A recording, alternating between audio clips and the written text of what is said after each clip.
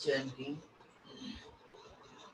Yoso Bhagava Arahant Samma Sambuddho Sakato Yena Bhagavata Dhammo Supatipanno Yassa Bhagavato Savaka Sangho Tamayang Bhagavantang Sadhammang Sasanghang Himehi Sakare Yatarahanaru Pitehi Abhipujayama Sadhuno Bhante Bhagava Suchira Parinibhutopi Pachima Janatanukampa Ime Sakare Dugatapanaka Bhute Patiganatu Dhammhakam Digrata Hitaya Sukhaya Samma Sambuddho Bhagava Buddhang Bhagavantang Abhivade Swakhato Bhagavata Dhammo Dhammang Namassami Supatipanno Bhagavato Savaka Sangho Sanghang Namami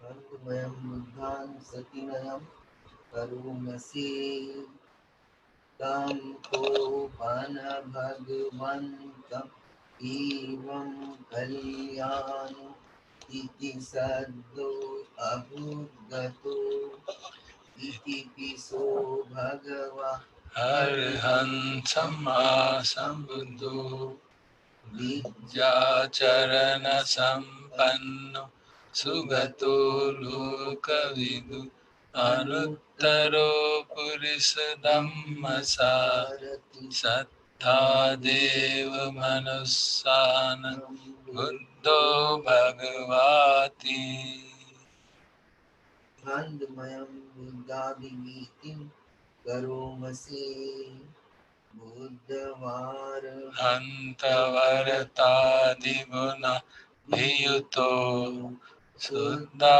Vijnana Karuna Isamagatato Bodhesiyo Sujanata Kamalang Vasuro Vannamiham Tamari Tirasajinendam Buddhoyo Sabbapahadinam Saranam Khemam Uttamam Pathamanusatithana Vandamitam Sirenam Buddhasasmidasoa Buddho me sami kissaro Buddhasaham niyademi Sariranjivitanchidam Vandantoham charisami Buddhaseva subodhitam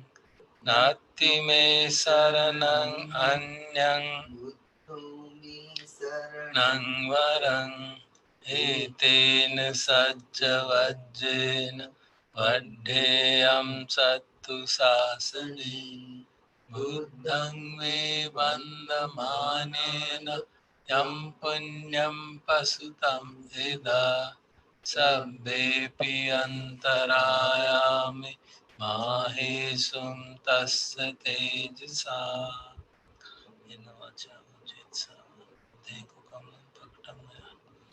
बुद्धोपटिगनाथ वच्चान्तं कालान्तरे संवरितं बुद्धे Andumayam Dhammanusatinayam Karomasi स्वाखातो भगवता धम्मो संदिट्ठिको अकालिको एहि पस्सिको उपनयिको पश्चात्तं वेदितव्यो विඤ्ඤोहीति आनंदमयं धम्माभिगीतिं करोमसि काततादिगुणयोगवशेन सेयो यो परियत्ति विमोखभेदो धम्मो कुलोकपटन तदधिधारी वन्दाम्यहं तमरिधम्ममेतं धम्मो यो सब्बपाणिनं शरणं खेममुत्तमं द्वितीयानुसतिष्ठान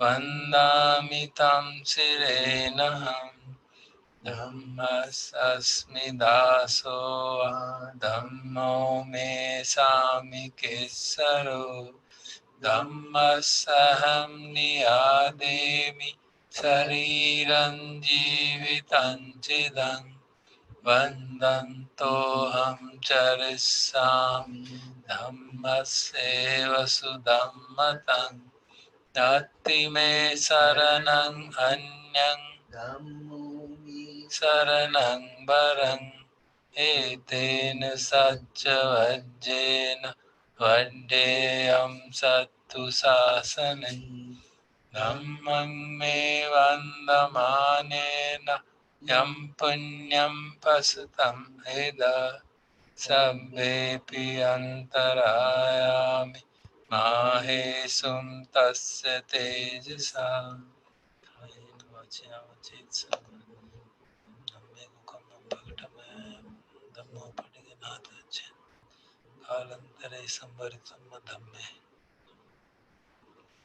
आनंदमयं संघानुसतिलयं करोमसि सुपटिपन्नो भगवतो सावक संघो उजुपटिपन्नो भगवतो सावक संघो न्यायपटिपन्नो भगवतो सावक संघो सामीचि पटिपन्नो भगवतो सावक संघो यदिदं चत्तारि पुरुषयुगानि अट्टपुरुषपुङ्गला येषु भगवतो सावक संघो आहुनेयो पाहुनेयो दक्षिणेयो अञ्जलिकरणीयो अनुत्तरं पुण्यखेतं लोकसाति आनंदमयं संगाभिगीतिं करोमसि सदम्मजो सुपटिपत्तिगुणादियुतो यो अट्ठविदो हरियपुङ्गलसङ्गसेठो शीलादिधम्मपवराशयकाय चित्तो वन्दाम्यहं तमर्यानगणं सुशुद्धं सङ्घो यो सब्बपाणिनं शरणं खेममुत्तमं तृतीयानुसतिष्ठान वन्दामि तं शिरेणहम् सङ्गस्मि दासो सङ्गो मे सामि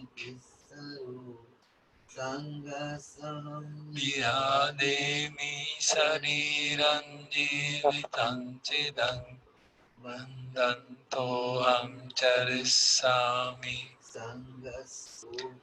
पन्नतं नास्ति मे शरणं अन्यं सङ्गो मे शरणं वरं एतेन सच्चवज्जेन वड्डेयं सत्तु शासने सङ्गं मे वन्दमानेन यं पुण्यं पसुतं हृदा Sabbepi antarayami mahesum tasya tejasa kain vachya vachitsa sanghe kukamam paktamaya sangho patiganatho chinta kalantare sambaritum sanghe.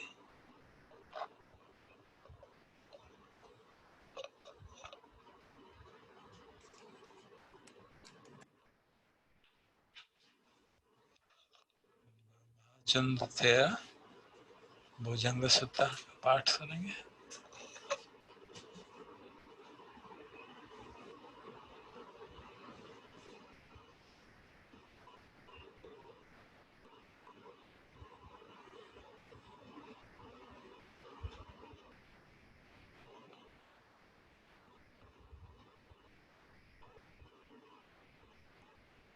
नमो तस् भगवतो अरहतो सम्मा संबुद्धस्स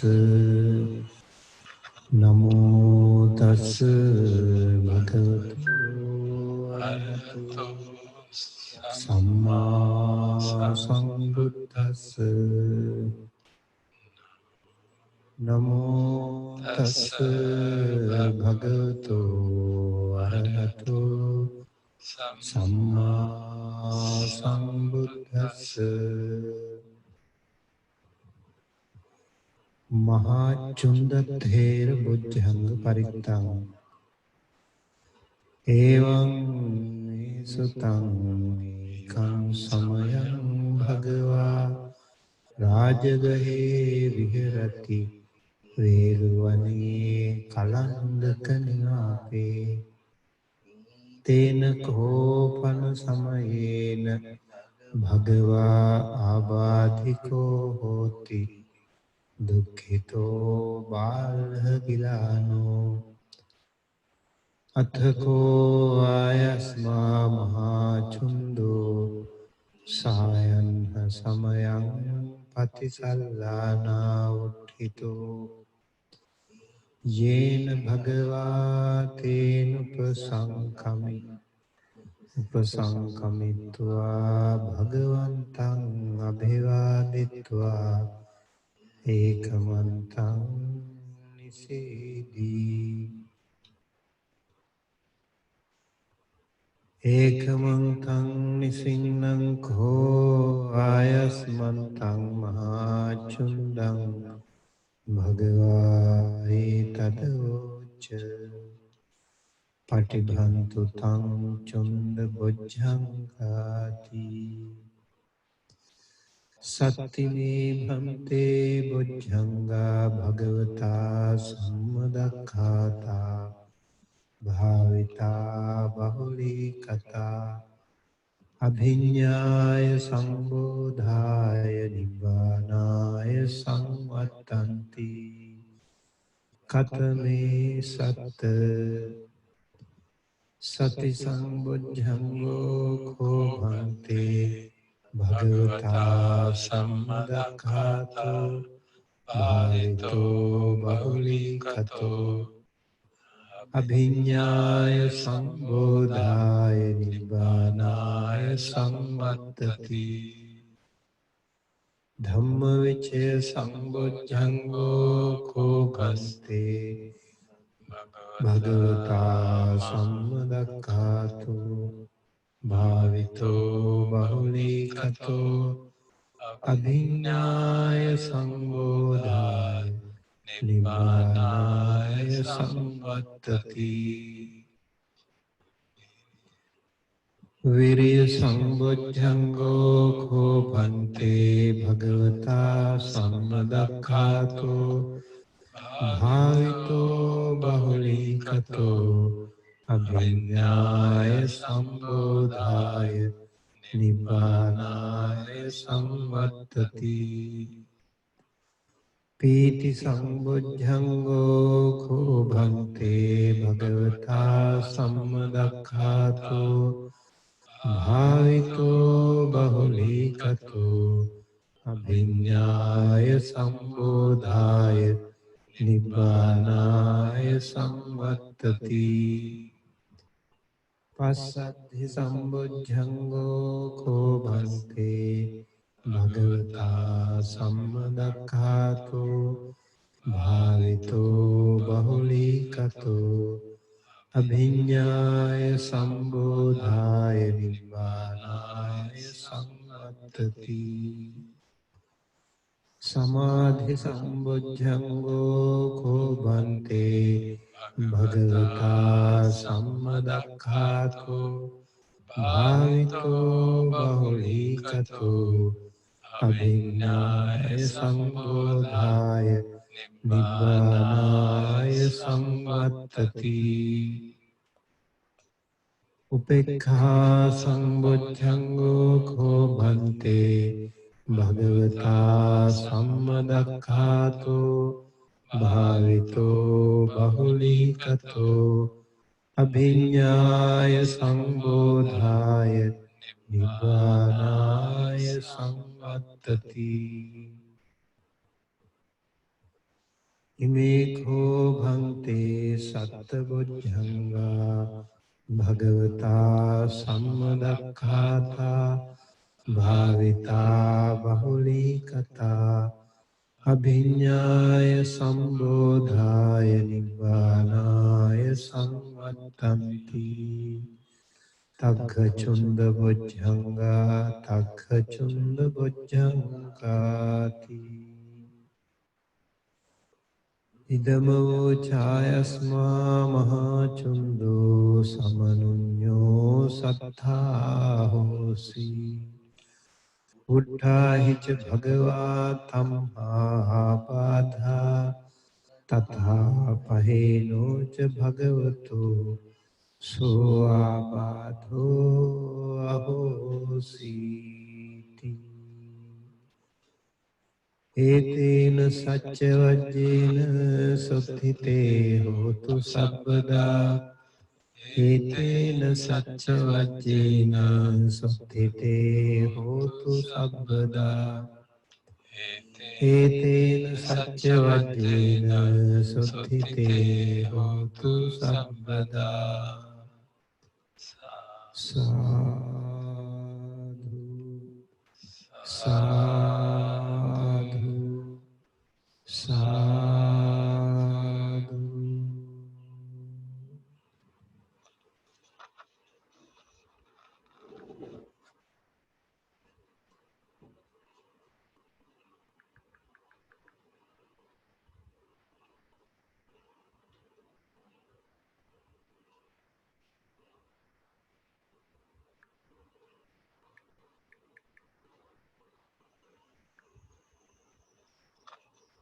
We'll hear two short desanas of Ajancha.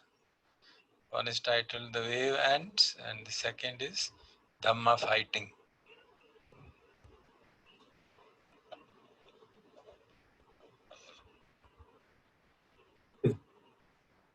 The Wave Ends was first published in The Path to Peace, and it's extracts from a conversation between Luang Por Chah and a lay Buddhist. So this is the 44th talk, dialogue here in this collection. The Wave Ends.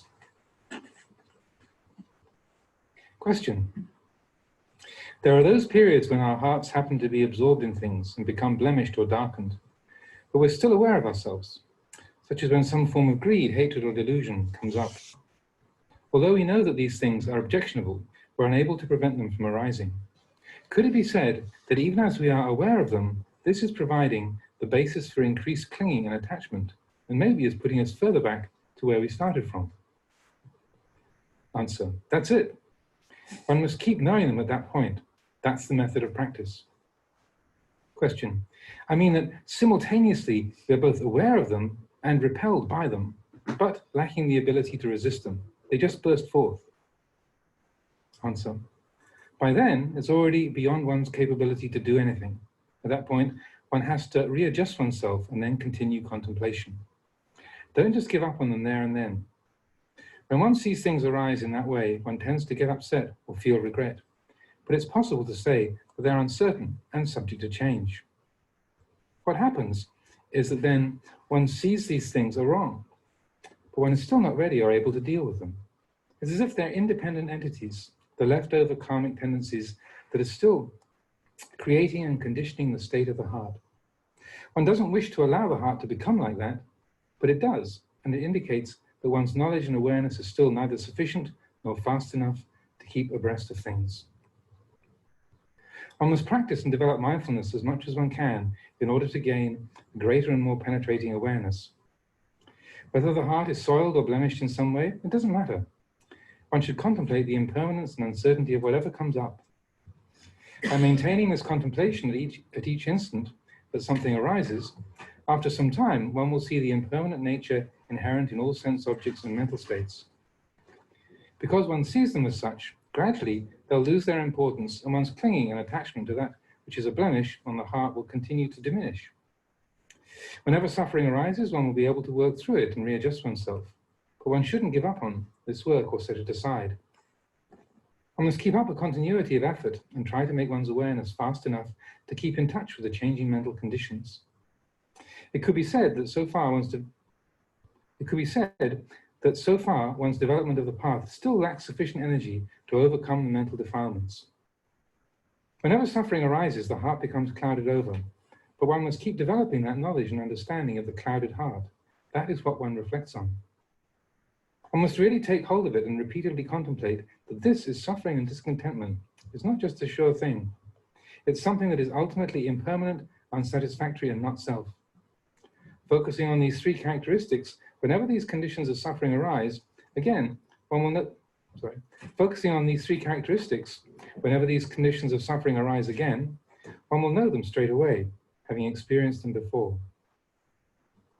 Gradually, little by little, one's practice should gain momentum, and as time passes, whatever sense objects and mental states arise will lose their value in this way. One's heart will know them for what they are, and accordingly put them down. The path has matured internally when, having reached the point where one is able to know things and put them down with ease, one will have the ability to swiftly bear down upon the defilements. From then on, they'll just be the arising and passing away in this place. The same as waves striking the seashore. When a wave comes in and finally reaches the shoreline, it just disintegrates and vanishes. A new wave comes and it happens again. The wave going no further than the limit of the shoreline. In the same way, nothing will be able to go beyond the limits established by one's own awareness.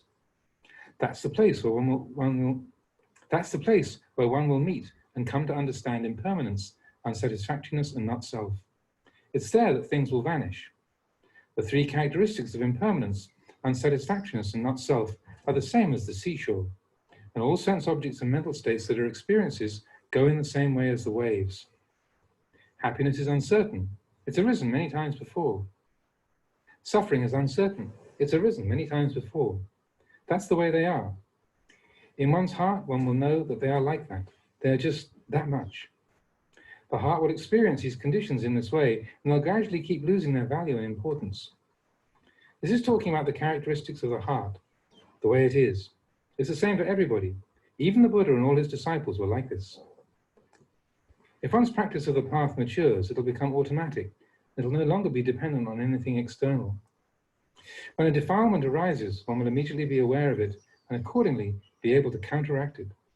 However, that stage when the path is still not mature enough nor fast enough to overcome the defilements is something that everybody has to experience. It's unavoidable.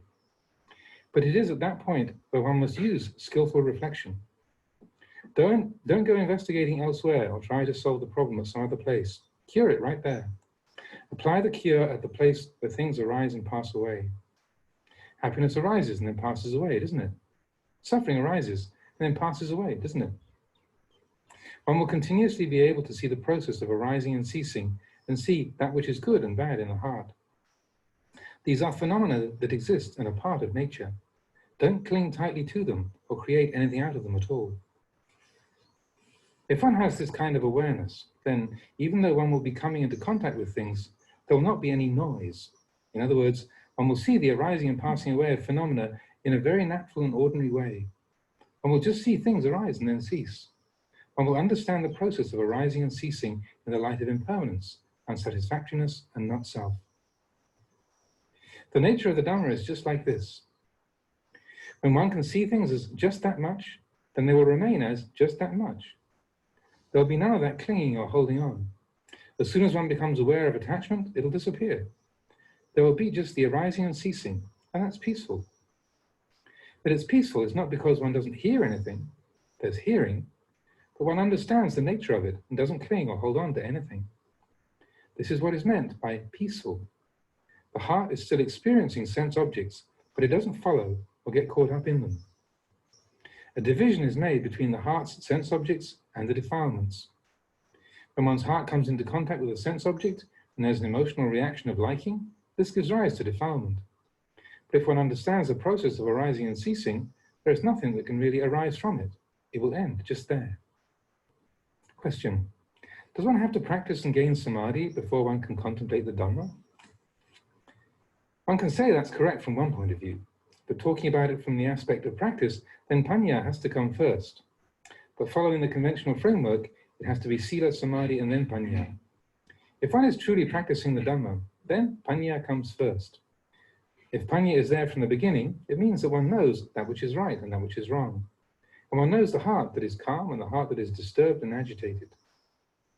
Talking from the scriptural basis, one has to say that the practice of restraint and composure will give rise to a sense of shame and fear of any form of wrongdoing that potentially may arise.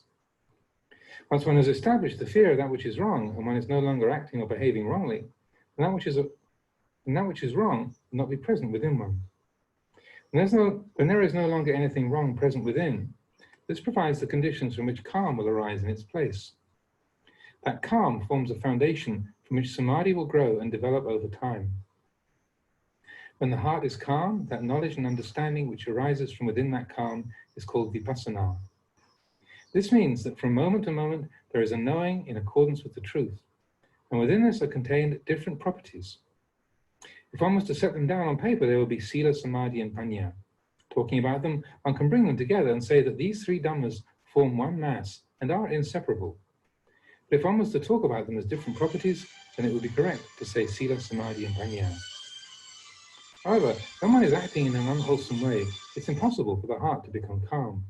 So it's most accurate to see them as developing together. And it would be right to say that this is the way that the heart will become calm. The practice of samadhi involves preserving sila, which includes looking after the sphere of one's bodily actions and speech, in order not to do anything which is unwholesome or would lead one to remorse or suffering. This provides the foundation for the practice of calm, and once one has the foundation in calm, this in turn provides a foundation which supports the arising of panya. In formal teaching, they emphasize the importance of sila, adi kalyana, majja kalyana, pariyosana kalyana. The practice should be beautiful in the beginning, beautiful in the middle, and beautiful in the end. This is how it is. Have you ever practiced samadhi? Question: I'm still learning. The day after I went to see Tanajan at Wat Kuan, my aunt brought a book containing some of your teachings for me to read. That morning at work, I started to read some passages which contain questions and answers to different problems. In it, you said that the most important point was for the heart to watch over and observe the process of cause and effect that takes place within. Just to watch and maintain the knowing of the different things that come up. That afternoon, I was practicing meditation, and during the sitting, the characteristics that appeared were that I felt as though my body had disappeared. I was unable to feel the hands or legs, and there were no bodily sensations. I knew that the body was still there, but I couldn't feel it. In the evening, I had the opportunity to go and pay respects to Tanajan Tate, and I described to him the details of my experience. He said that these were the characteristics of the heart that appear when it unifies in samadhi, and that I should continue practicing. I had this experience only once. On subsequent occasions, I found that sometimes I was unable to feel only certain areas of the body, such as the hands, whereas in other areas there was still feeling. Sometimes during my practice, I start to wonder whether just sitting and allowing the heart to let go of everything is the correct way to practice. Or else, should I think about and occupy myself with the different problems or unanswered questions concerning the Dhamma which I still have? Answer: it's not necessary to keep going over or adding anything on at this stage. This is what Tanajan Tate was referring to. One must not repeat or add on to that which is there already. When that particular kind of knowing is present, it means that the heart is calm and it has that state of calm which one must observe. Whatever one feels, whether it feels like there's a body or a self or not, this is not the important point. They should all come within the field of one's awareness. These conditions indicate the heart is calm and has unified in samadhi. When the heart has unified for a long period, on a few occasions, then there'll be a change in the conditions and one withdraws. That state is called appana samadhi, absorption, and having entered, the heart will subsequently withdraw. In fact, although it would not be incorrect to say that the heart withdraws, it doesn't actually withdraw. Another way is to say that it flips back or that it changes. The style used by most teachers is to say that once the heart has reached the state of calm, it will withdraw. However, people can get caught up in disagreements over the use of language. It can cause difficulties, or one might start to wonder, how on earth can it withdraw? This business of withdrawing is just confusing. It can lead to much foolishness and misunderstanding just because of the language. What one must understand is that the way to practice is to observe these conditions with sati sampajanya. In accordance with the characteristic of impermanence, the heart will turn about and withdraw to the level of upachara samadhi. If it withdraws to this level, one can gain some knowledge and understanding, because at the deeper level, there is not knowledge and understanding. If there is knowledge and understanding at this point, it will resemble sankhara, thinking. It's similar to two people having a conversation and discussing the Dhamma together. One who understands this might feel disappointed that their heart is not really calm, but in fact, this dialogue takes place within the confines of the calm and restraint which has developed. These are the characteristics of the heart once it has withdrawn to the level of upachara. There will be the ability to know about and understand different things. The heart will stay in this state for a period and then it will turn inwards again. In other words, it will turn and go back into the deeper state of calm as it was before. Or it's even possible that it might obtain purer and calmer levels of concentrated energy than were experienced before. If it does reach such a level of concentration, one should merely note the fact and keep observing until the time when the heart withdraws again. Once it has withdrawn, one will be able to develop knowledge and understanding as different problems arise. Here is where one should investigate and examine the different matters and issues which affect the heart in order to understand and penetrate them. Once these problems are finished with, the heart will gradually move inwards towards the deeper level of concentration again. The heart will stay there and mature, freed from any other work or external impingement. There will just be the one-pointed knowing, and this will prepare and strengthen one's mindfulness until the time is reached to re-emerge. These conditions of entering and leaving will appear in one's heart during the practice, but this is something that is difficult to talk about. It's not harmful or damaging to one's practice. After a period, the heart will withdraw and the inner dialogue will start in that place, taking the form of sankhara or mental formations conditioning the heart. If one doesn't know that this activity is sankhara, one might think that it's panya or that panya is arising. One must see that this activity is fashioning and conditioning the heart. And the most important thing about it is that it's impermanent. One must continually keep control and not allow the heart to start following and believing in all the different creations and stories that it cooks up. All that is just sankhara. It doesn't become panya. The way panya develops is when one listens and knows the heart, as the process of creating and conditioning takes it in all different directions, and then reflects on the instability and uncertainty of this. The realization of the impermanence of the creations will provide the cause by which one can let go of things at that point. Once the heart has let go of things and put them down at that point, it will gradually become more and more calm and steady. One must keep entering and leaving samadhi like this for panya to arise at that point. There one will gain knowledge and understanding. As one continues to practice, many different kinds of problems and difficulties will tend to arise in the heart. But whatever problems the world or even the universe might bring up, one will be able to deal with them all. One's wisdom will follow them up and find answers for every question and doubt. Wherever one meditates, whatever thoughts come up, whatever happens, everything will be providing the cause for panya to arise. This is a process that will take place by itself, free from external influence. Panya will arise like this, but when it does, one should be careful not to become deluded and see it as sankhara. Whenever one reflects on things and sees them as impermanent and uncertain, one shouldn't cling or attach to them in any way. If one keeps developing this state, when panya is present in the heart, it'll take the place of one's normal way of thinking and reacting, and the heart will become fuller and brighter in the center of everything. As this happens, one knows and understands all things as they really are. One's heart will be able to progress with meditation in the correct way without being deluded. That is how it should be. Well, this next talk is the 45th chapter. This is the 45th talk in this collection, and it's called Dhamma Fighting. And this was first published in Food for the Heart, and this was a talk given to monks and novices at Wat Pah Pong. So this is one of those talks probably given immediately after the recitation of the monastic rules. So this is not one of the talks that he would have given for the lay community or in a more sort of informal gathering under his kuti, but it would be more like after the fortnightly recitation of the rules. So as we've had one or two others of these before, so it usually gets into some serious nitty-gritty of monastic training. So this is Dhamma Fighting. Fight greed, fight aversion, fight delusion. These are the enemy. In the practice of Buddhism, the path of the Buddha, we fight with Dhamma, using patient endurance. We fight by resisting our countless moods. Dhamma and the world are interrelated. Where there is Dhamma, there is the world. Where there is the world, there is Dhamma. Where there are defilements, there are those who conquer the defilements, who do battle with them. This is called fighting inwardly. To fight outwardly, people take hold of bombs and guns to throw and shoot. They conquer and are conquered. Conquering others is the way of the world. In the practice of Dhamma, we don't have to fight others, but instead conquer our own minds, patiently enduring and resisting all our moods. When it comes to Dhamma practice, we don't harbor resentment and enmity amongst ourselves, but instead let go of all forms of ill will in our own actions and thoughts, freeing ourselves from jealousy, aversion, and resentment. Hatred can only be overcome by not harboring resentment and bearing grudges. Hurtful actions and reprisals are different, but closely related. Actions once done are finished with. There's no need to answer with revenge and hostility. This is called action, kamma. Reprisal, vera, means to continue that action further with thoughts of, you did it to me and so I'm going to get you back. There's no end to this. It brings about the continual seeking of revenge, and so hatred is never abandoned. As long as we behave like this, the chain remains unbroken. There's no end to it.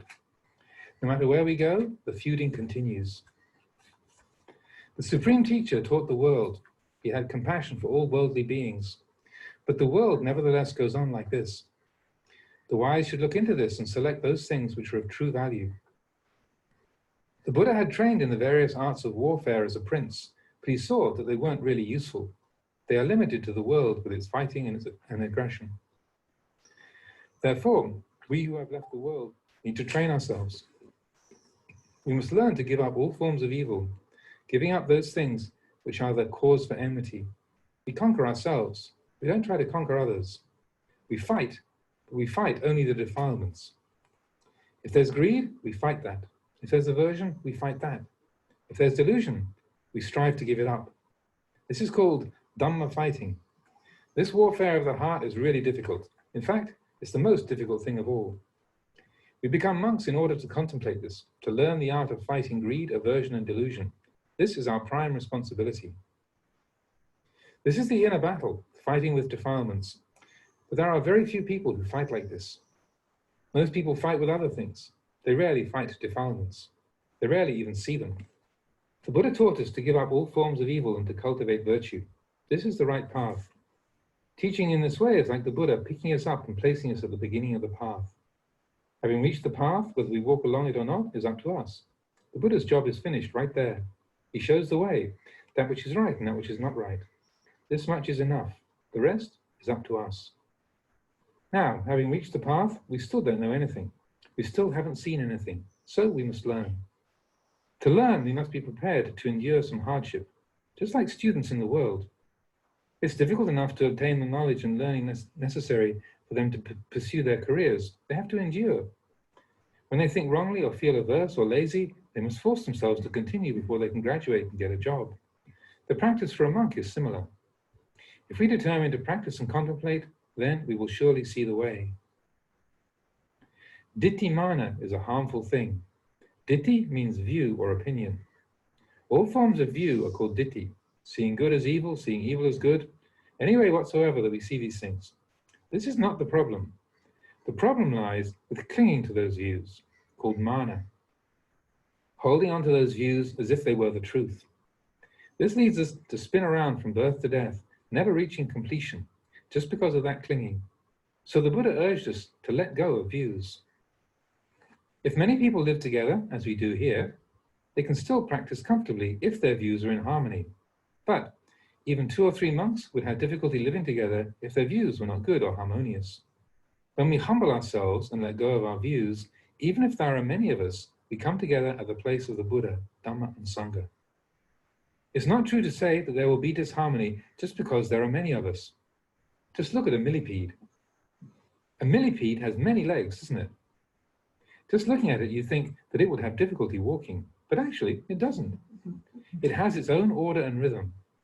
In our practice, it's the same. If we practice as the noble Sangha of the Buddha practiced, then it's easy. That is, supatipanno, those who have practiced well, ujjupatipanno, those who practice straightly, nyayapatipanno, those who practice to transcend suffering, and samichipatipanno, those who practice properly. These 4 qualities established within us will make us true members of the Sangha. Even if we number in the hundreds or thousands, no matter how many we are, we all travel the same path. We come from different backgrounds, but we're the same. Even though our views may differ, if we practice correctly, there'll be no friction. Just like all the rivers and streams which flow to the sea, once they enter the sea, they all have the same taste and color. It's the same with people. When they enter the stream of Dhamma, it's the one Dhamma. Even though they come from different places, they harmonize, they merge. But the thinking which causes all the disputes and conflict is ditthi-mana. Therefore, the Buddha taught us to let go of views. Don't allow mana to cling to those views beyond their relevance. The Buddha taught the value of constant sati, recollection. Whether we're standing, walking, sitting, or reclining, wherever we are, we should have this power of recollection. When we have sati, we see ourselves, we see our own minds. We see the body within the body, the mind within the mind. If we don't have sati, we don't know anything. We aren't aware of what's happening. So, sati is very important. With constant sati, we will listen to the Dhamma of the Buddha at all times. This is because eye seeing forms is Dhamma, ear hearing sounds is Dhamma, nose smelling odors is Dhamma, tongue tasting flavors is Dhamma. Body feeling sensations is Dhamma.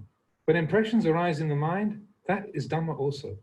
Therefore, one who has constant sati always hears the Buddha's teaching. The Dhamma is always there. Why? Because of sati, because we are aware. Sati is recollection, sampajanya is self-awareness. This awareness is the actual buddho, the Buddha. When there is sati sampajanya, understanding will follow. We know what's going on. When the eye sees forms, is this proper or improper? When the ear hears sound, is this appropriate or inappropriate? Is it harmful? Is it wrong? Is it right?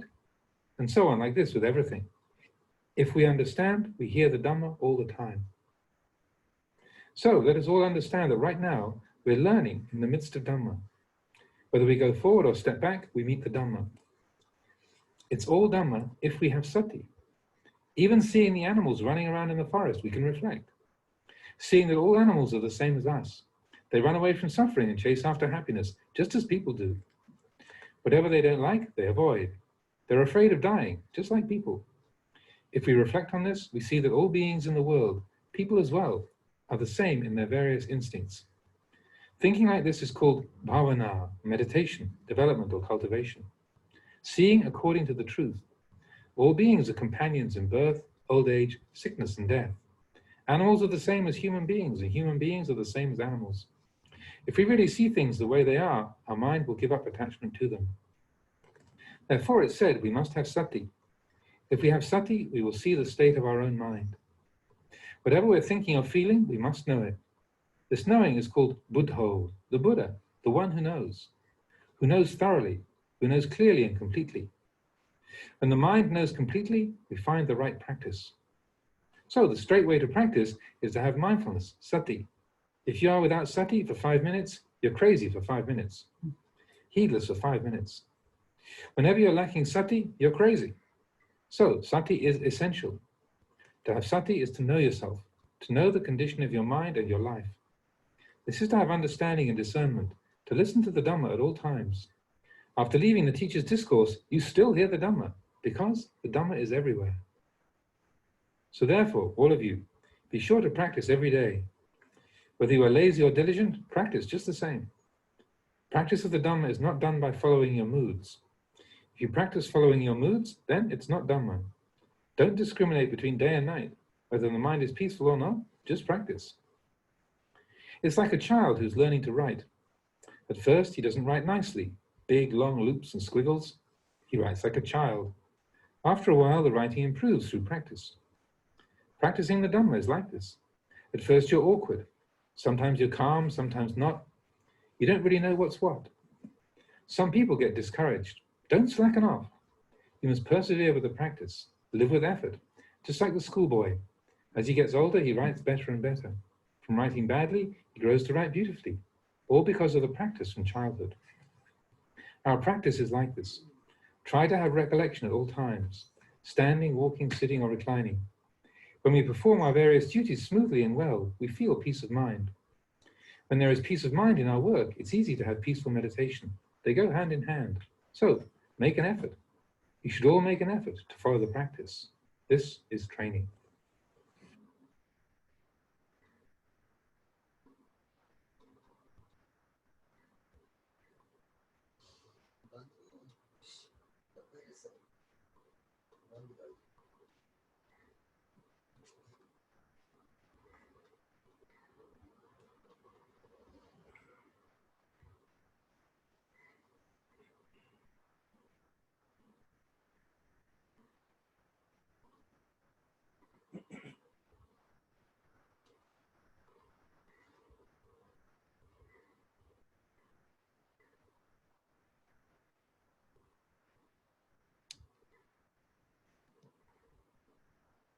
अब इनका अनुवाद सुनते हैं।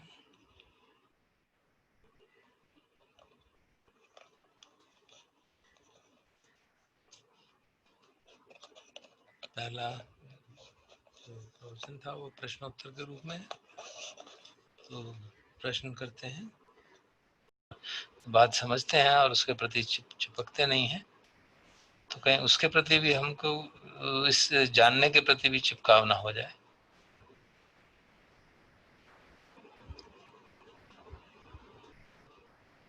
और जब हम इस तरह की साधना को का बार बार अभ्यास करते हैं तो हमारी जो नॉर्मल थिंकिंग है वो बदल जाती है और प्रज्ञा की वाली थिंकिंग हमारी हो जाती है, और फिर हर चीज़ को जैसी है वैसी हम जानते हैं और साधना हमारी आगे उत्तरोत्तर बढ़ती जाती है और कभी भी भ्रम की स्थिति पैदा नहीं होती। फिर अगला जो शॉर्ट टॉक थी धम्मा फाइटिंग, तो कहते हैं कि आपको लड़ना है तो लोभ से, द्वेष से, मोह से लड़ना चाहिए।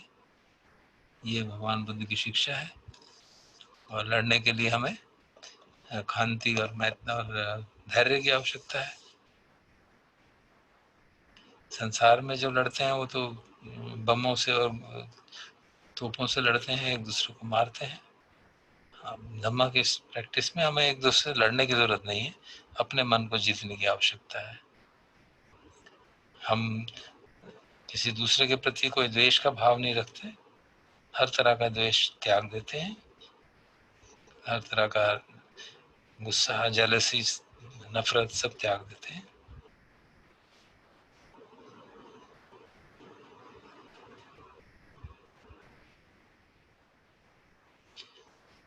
जो भी बदले लेने की भाव है वो भी उसी से जागती है, लेकिन अगर हम समझदार हैं तो एक बार काम हो गया तो उसको वहीं छोड़ दें और उसके प्रतिशोध लेने का बात ना करें, क्योंकि वो फिर हमारा नया कर्म बनता है।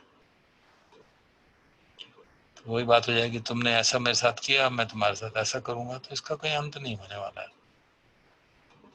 एक के बाद एक प्रतिशोध लेते रहते हैं, कभी भी नफरत समाप्त नहीं हो सकती।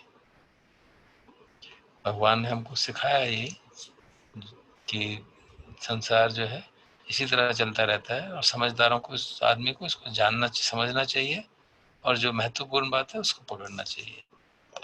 भगवान बुद्ध जब खुद राजकुमार थे तो उन्होंने कई तरह के युद्ध के जो ट्रेनिंग ली थी युद्ध करने की, लेकिन उन्होंने देखा कि वो इस्तेमाल वो यूजफुल नहीं है और संसार जो है लड़ लड़ के आपस में मरता रहता है। तो इसलिए हमको जो भिक्षु बने हैं हमको इस तरह ट्रेन करना चाहिए कि हम हर तरह का जो पाप कर्म है उसको त्याग दें, अपने को जीते, दूसरों को ना जीते। इसी को धम्मा लड़ाई कहते हैं, धम्मा फाइटिंग कहते हैं। और ये सचमुच में बहुत मुश्किल है। हम भिक्षु इसीलिए बने हैं, इस आंतरिक लड़ाई के लिए, अपने विकारों से लड़ने के लिए। दुर्भाग्य से अधिकतर लोग आपस में ही लड़ते रहते हैं, विकारों से नहीं लड़ते। भगवान ने इसलिए हमें सिखाया कि हमको शील का पालन करना चाहिए और पाप कर्म छोड़ने चाहिए। भगवान का काम यही था कि उन्होंने हमें रास्ता दिखाया, उससे आगे तो हमको चलना है।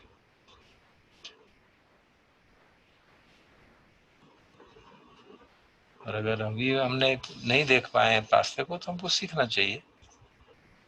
इसके लिए कठिनाई होगी। जैसे संसार में लोग कुछ विद्यार्थी होते हैं, पढ़ना चाहते हैं, सीखना चाहते हैं, तो उनको मेहनत करनी पड़ती है। इसी तरह हमको भी मेहनत करनी चाहिए। जो दिट्ठीमान है वो मतलब हमारे जो विचार हैं और ओपिनियन है एक तरह के, वो बहुत हार्मफुल चीज है। उस कारण से कई बार जो अच्छी चीज है उसको हम बुरा मानते हैं, जो बुरी चीज है उसको अच्छा मानने लगते हैं।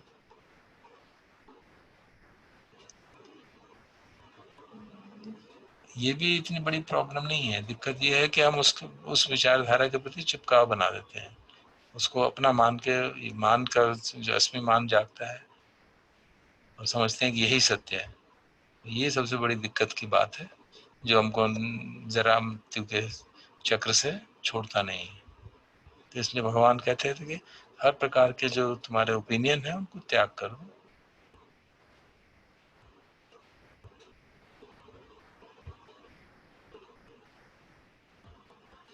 अगर हम अपने विचारों को महत्व देने लगे तो 2-3 भिक्षु भी साथ में रहकर आराम से नहीं रह पाएंगे।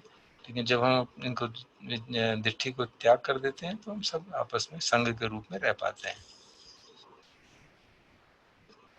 ये जरूरी नहीं है कि हम सब इतने सारे लोग हैं तो हमारे आपस में हारमोनी नहीं रहेगी। आप एक कीड़ा होता है जिसकी बहुत सारी टांगे होती हैं, मिलीपीड, उसको देखिए कितनी उसकी टांगे हैं। आप सोचेंगे कि वो चल ही नहीं पाएगा, लेकिन वो चल पाता है क्योंकि उसने अपनी कोऑर्डिनेशन बनाया हुआ है। और यही जो है आर्य संघ का भी यही उद्देश्य होना चाहिए कि हम सुपटिपन्नो जुपटिपन्नो न्याय पटिपन्नो सामीच पटिपन्नो, जो ठीक से प्रैक्टिस करते हैं, सीधे ये रास्ते पे चलते हैं, जो कि दुख को पार करने के लिए चलते हैं और भली भांति पढ़ते हैं। ये 4 प्रैक्टिस जो क्वालिटीज है हमारे अंदर आनी चाहिए, जिससे हम संघ के सच्चे मेंबर बन सके। अगर हम 100 भी हो, 1000 भी हो, तब भी दिक्कत नहीं आएगी। हम अलग अलग बैकग्राउंड से हो तब भी हम अगर इस प्रकार से साधना करेंगे तो कभी झगड़े नहीं होंगे, कोई फ्रिक्शन नहीं होगा।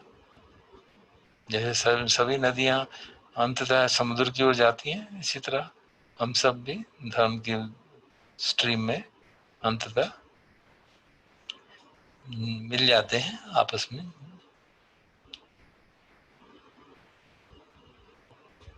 और जो आपसे डिस्प्यूट होती है वो दिट्ठी मान के कारण, ये मेरा विचार ठीक और तुम्हारा गलत। इसलिए भगवान ने निरंतर सती, निरंतर सजगता की बात सिखाई। चाहे हम खड़े हों, चल रहे हों, बैठे हों, लेट रहे हों, हर स्थिति में हमें सती हमारे साथ रहनी चाहिए।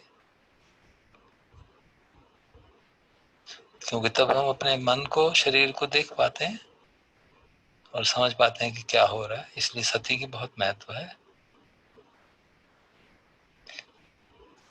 प्रतिक्षण जब भी हम आँख कुछ रूप देखती है, कान को सुनता है, तो सजगता की बहुत आवश्यकता है। और जब हम ऐसे साधना करते हैं तो ऐसे समझना चाहिए कि हम भगवान बुद्ध की शिक्षा को सुन रहे हैं, क्योंकि हम सजग हैं। और सती जो है सजगता है और संपजन्य है उसके कॉम्प्रहेंसिवनेस। सती वैसे उन्होंने लिखा है रिमेम्बर, याद करना है, और संपजन्य है अपने आप जो अवेयरनेस आए। और ये जो अवेयरनेस है यही सचमुच में बुद्धो है। जब सती संपजन्य होता है तो समझदारी अपने आप आती है, हमें मालूम पड़ता है क्या हो रहा है। आंख ने किसी चीज को देखा, उसका क्या असर पड़ा, क्या फर्क हुआ।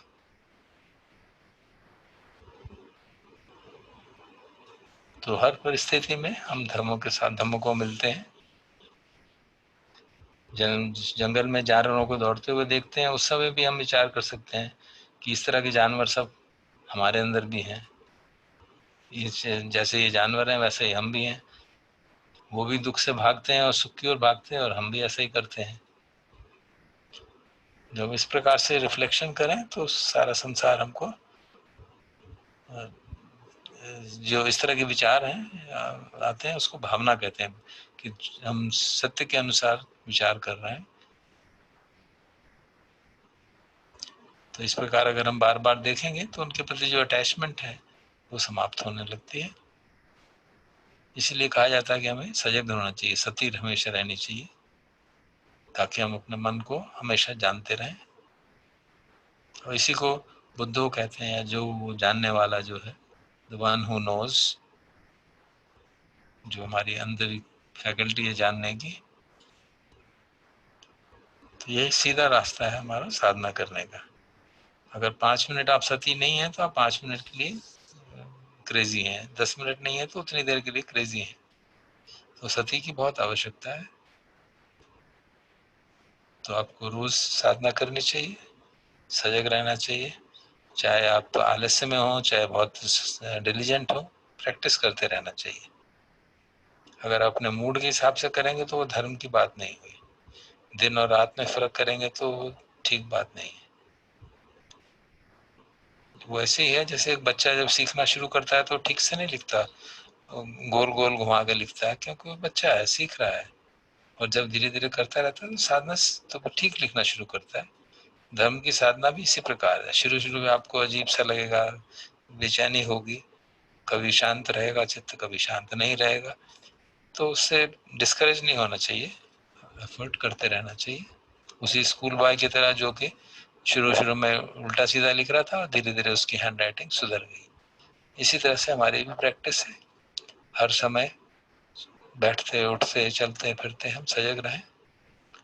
जो भी हम काम कर रहे हैं उस समय भी हम सजग रहें, तो चित्त शांत रहता है। और जब चित्त शांत रहता है तो बैठ के साधना भी अच्छी तरह से होती है। तो इसलिए आप सबको प्रैक्टिस करते रहना चाहिए।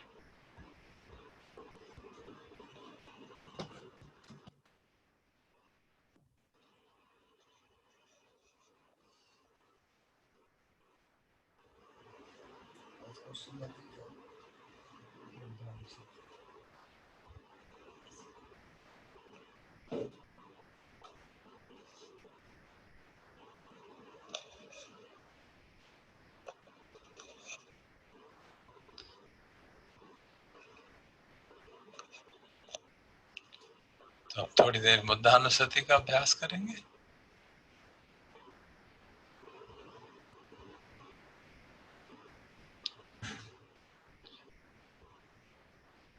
हम सब जानते हैं क्यों कर रहे हैं, ताकि श्रद्धा जागे, प्रेरणा जागे, भगवान के गुणों को समझ के।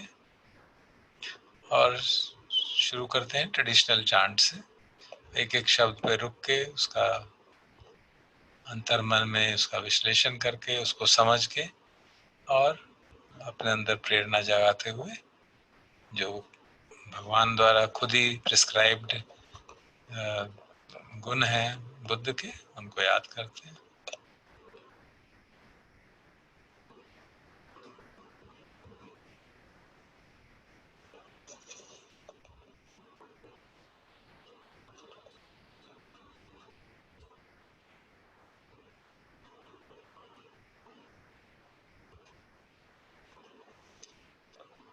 इति पिसो भगवा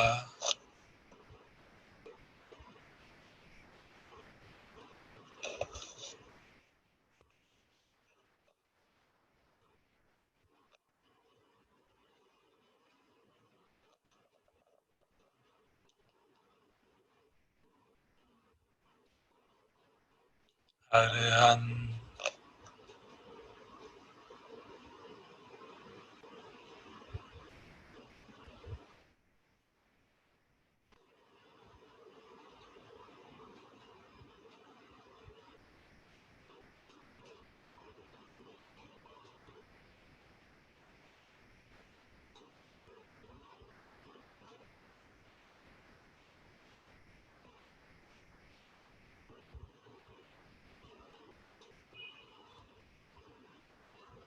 Samma Sambuddho.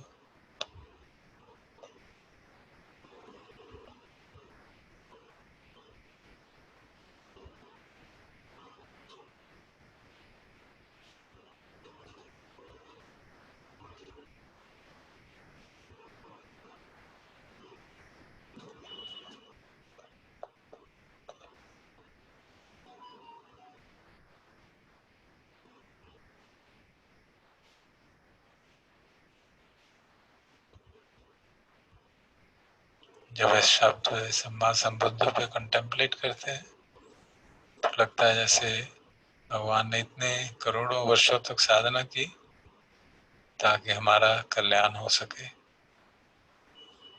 वरना हमारे बस का तो नहीं था कि हम मार्ग खोज निकालें और मुक्ति के मार्ग पे चल पाए। तो सम्मा संबुद्धो, कितने अनगिनत जन्म पारमियां पुष्ट करते रहे, जबकि वो चाहते तो उतने करोड़ों वर्ष पहले ही मुक्त हो जाते।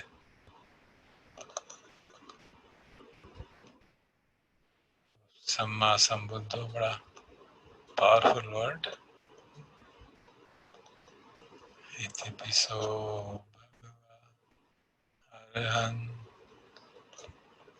सम्मा संबुद्धो विद्याचरण संपन्नो।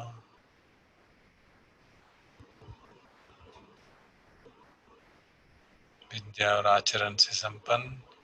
विद्या अर्थात सजगता, कांस्टेंट माइंडफुलनेस, अवेकन्ड अवेयरनेस।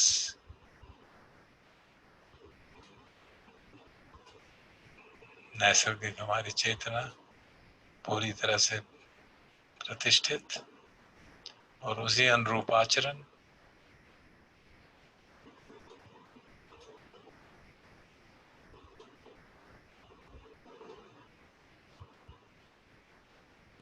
सुगतो लोकविदु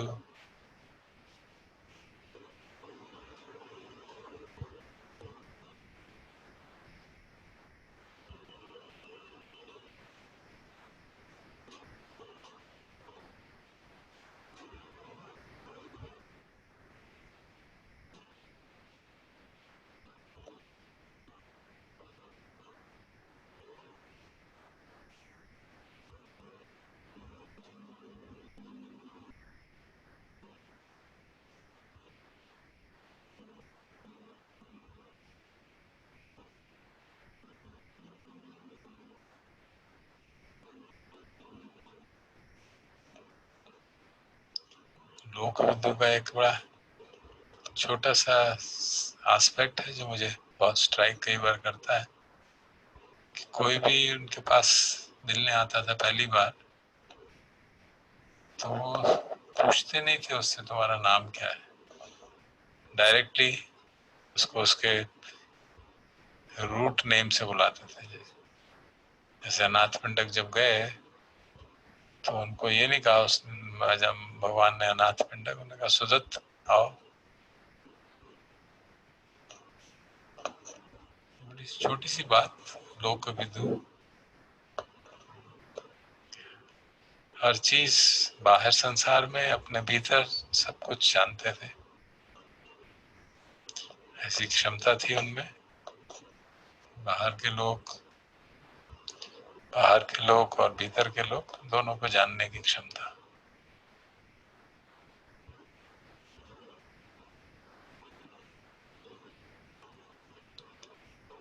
अनुत्तरो पुरिसधम्म सारथि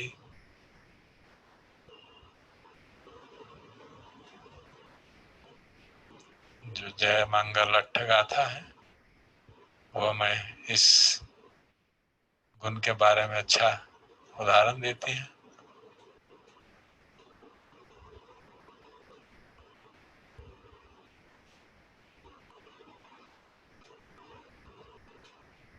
सत्ता देव मनुस्सानं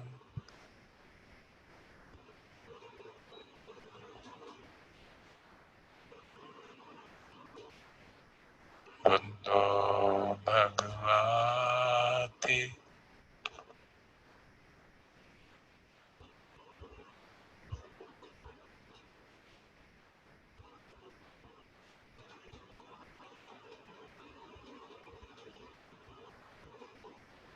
इति पिसो भगवा अर्हन् सम्मा सम्बुद्धो विद्याचरण संपन्नो सुगतो लोकविदु अनुत्तरो पुरुषधम्मसारथि सत्ता देव मनुस्सानं बुद्धो भगवाति।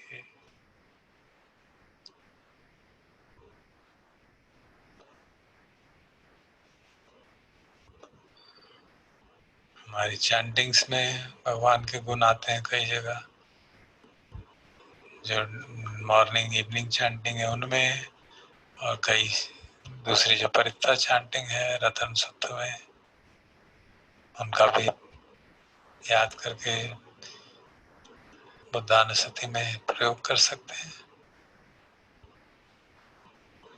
आता बुद्धो सुसुद्धो करुणा महानव, पूर्ण तरह से चित्त शुद्ध और करुणा के महासागर।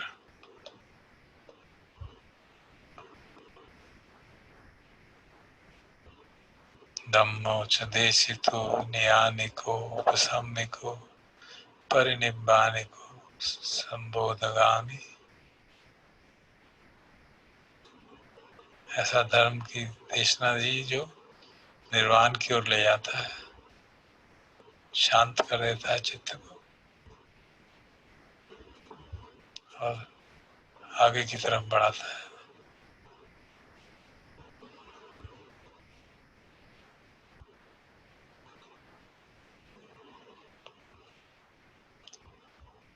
इस प्रकार बुद्धानुस्मृति करके मन में श्रद्धा, कॉन्फिडेंस और प्रेरणा सब साथ मिलते हैं कि हम भी उस मार्ग पर चल रहे हैं और हमारे में भी ये गुण आए, थोड़ी थोड़ी मात्रा में आए और आए, ताकि दुख से मुक्ति हो सके।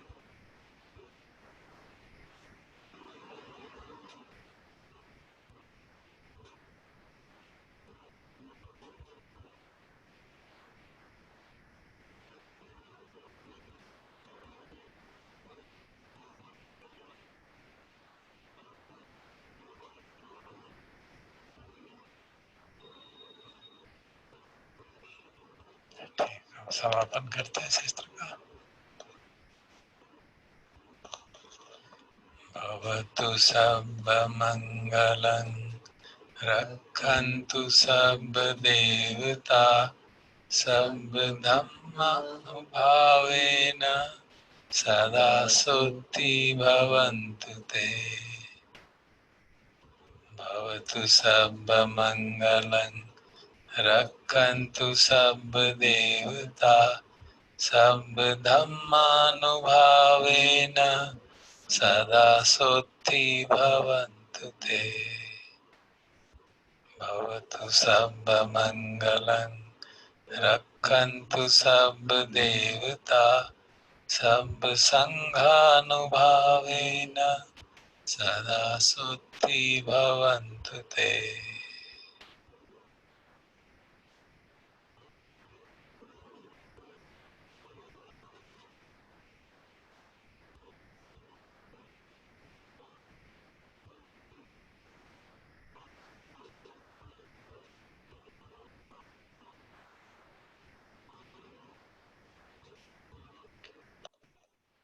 Arhan Samma Sambuddho Bhagava Buddhang Bhagavantang Abhivademi